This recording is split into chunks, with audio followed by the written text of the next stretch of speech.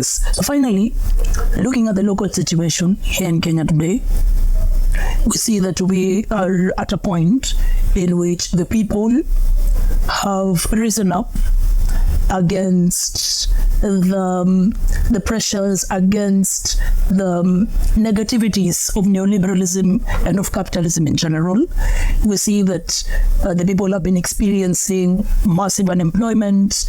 There's been massive poverty. The poverty rate has continuously gone up. Inequality has continuously gone up. People cannot access food. People cannot access healthcare.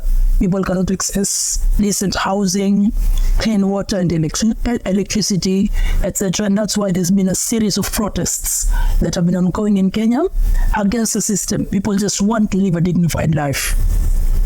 So having looked at this local situation, and of course looking at the international situation, what do we think we can learn from the experiences of Amílcar Cabral and his organization in their struggle to better the material conditions of Guinea-Bissau, Cape Verde, of the African people generally?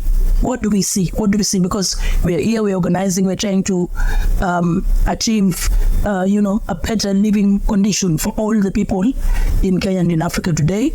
And, that's similar to what was going on in the struggle during the time that Cabral was active. So what do we see? What can we learn from that? What is the relevance of Cabral's struggle in our struggle today? Well, I think that the major thing is for people to understand the need for analysis.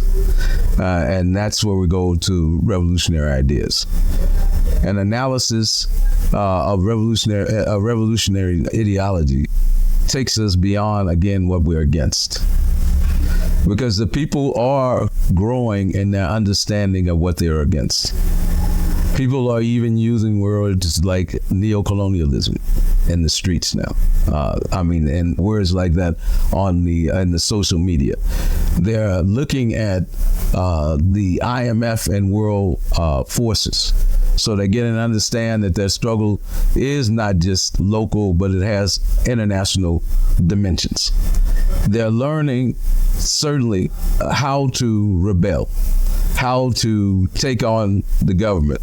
They're learning that there's more of them than there are of the forces that are against them in terms of the elite class within the society.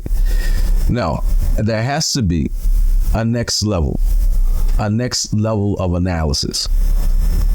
What are the forces' intentions? What are the classes? What are the groups? What are their dimensions? And what are their consciousness? And when I talk about consciousness, we know, those of us who are on the left, we know the power of the masses. We know the power of the workers. We know the power because they produce everything that is produced. Even for the forces that are from outside that are dominating our economy, the people are still the ones who produce. If they can shut down any operation in the country, but they have to also not only rebel against economics, but they also have to understand their power. And that takes conscious understanding. That means you have to analyze your power. You have to know your power. And it can't be, again, organized just against one thing, like the finance bill, or even just the government itself. But it has to be organized in a way that it understands what is final victory. What does final victory look like? And this is what Cabral was clear on, and what we just talked about in his level of understanding of organization is you have to know what you're fighting for. When Cabral first came back and took a job in Guinea-Bissau, he was an agronomist. So he went around advising farmers and things and studying farming in different places all over Guinea-Bissau. And while he was doing that, he started analyzing every ethnic group and how they saw themselves, the composition of those groups, understanding their own history. Understanding that some ethnic groups were used to having more equality between women and men. Some were more lateral and some were more hierarchical, that had some beginnings of class in their societies. So he had to study all of that and see how you can create a unity around that with a set of ideas, with making people understand what is the common enemy. So beginning to bring those forces together in a political organization with a clear ideology. This is what we can learn from that experience, the experience of Cabral and the PAIGC, because it's important to understand that even though the imperialists were able to assassinate Cabral in 1973, the forces went on and completed the liberation of Guinea-Bissau in that same year, a few months after he was assassinated in January 20th.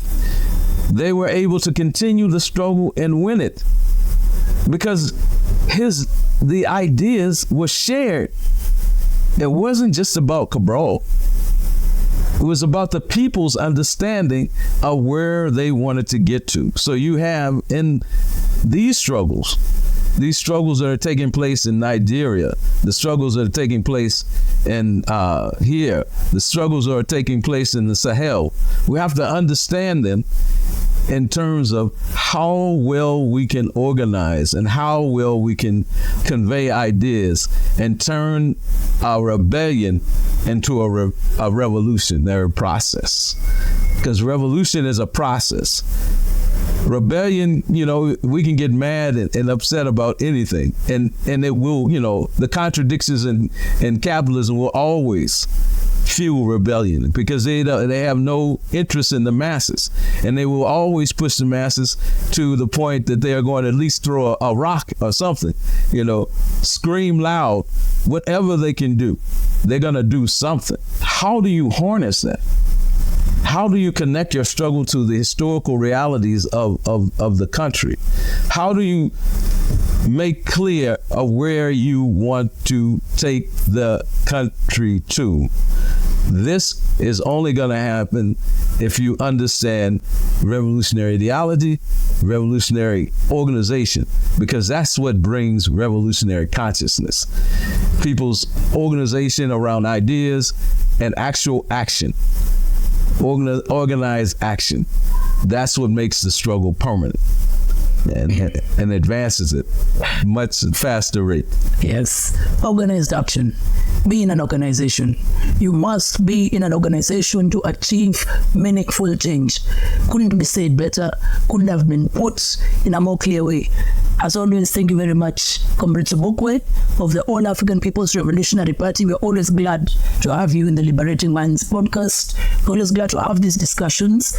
And our viewers, thank you very much for joining us today. We hope you enjoyed the conversation. If you're yet to like this video, please hit the like button.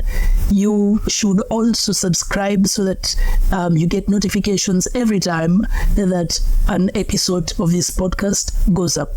Always a pleasure. My name is Makanga. I'm a member of Revolutionary Socialist Link, which is a party of liberation based here in Kenya. Thank you very much. We are definitely going to have even more conversations as regards this. We are going also to have a commemoration of Amílcar Cabral this September the 12th, and we shall, of course, be sharing more details about this.